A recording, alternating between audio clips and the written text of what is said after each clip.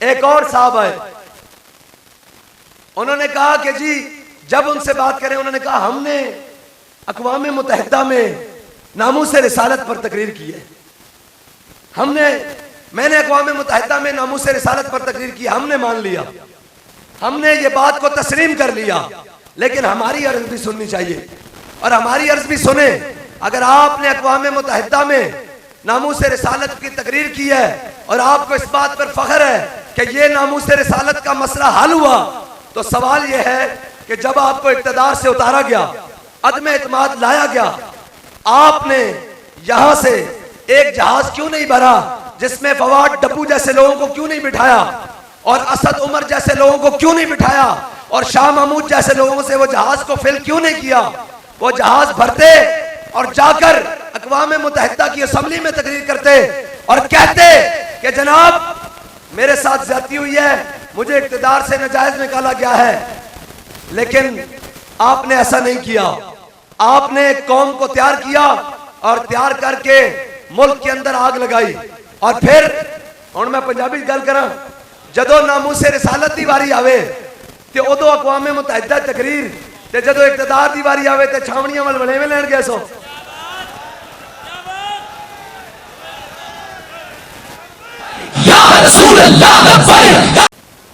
हजरत फारूक आजम का अदल होगा और हैदर कर्रार का रियासत में हुकूमत में फक्र होगा।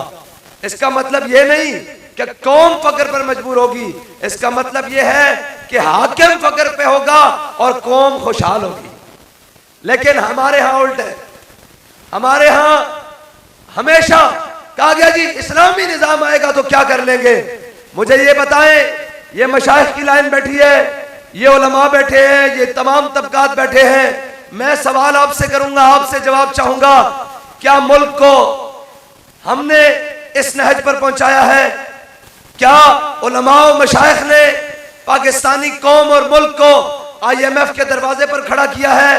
क्या पाकिस्तान के उलमा और मशाइख और ताजिर और वकला और इन तमाम तबकात ने पाकिस्तान को इस नहज पर खड़ा किया है कि वो अपनी सिमत दुरुस्त करने के लिए कभी इस दरवाजे पर कभी इस दरवाजे पर? क्या पाकिस्तान के इदारों को इस तबके ने तबाह किया है? क्या पाकिस्तान की स्टील मिल को इन लोगों ने खाया है? क्या पाकिस्तान के PIA को इन लोगों ने तबाह किया है? क्या पाकिस्तान के रेलवे को इन लोगों ने तबाह किया है?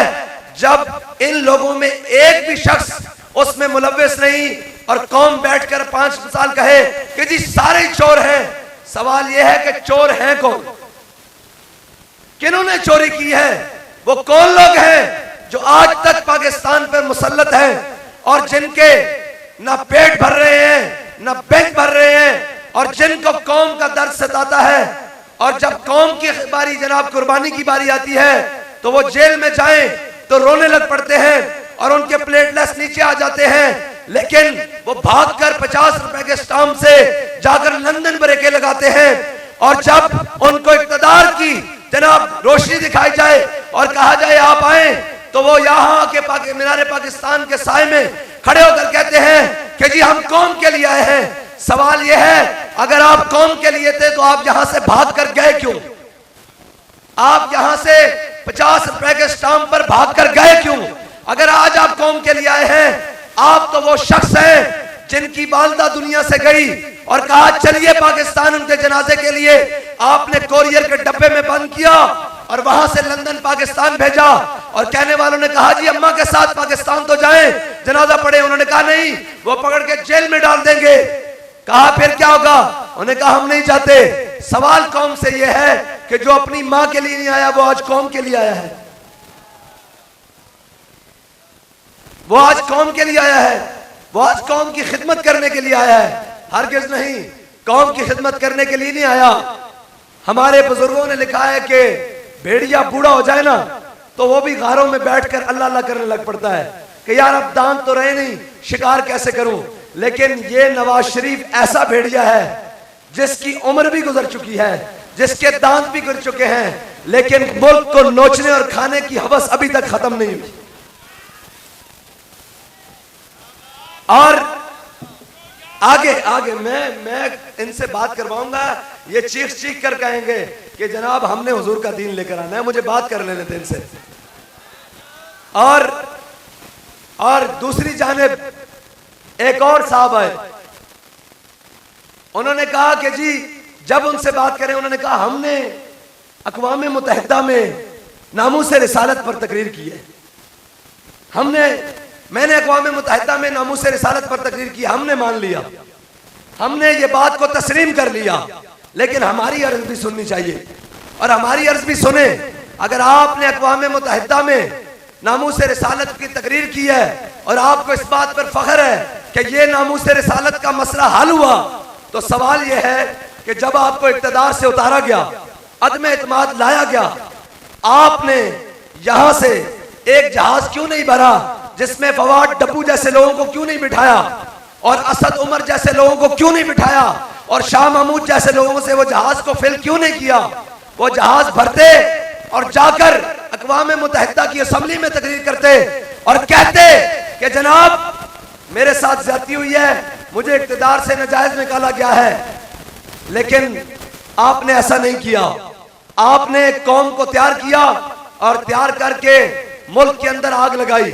और फिर हुण मैं पंजाबी गल करा, जदों नामूसे रिसालत की वारी आवे ते उदों अक़वाम मुत्तहिदा तकरीर, ते जदों इक़्तिदार की वारी आवे ते छावणियां वल वलेवे लैण गए सो।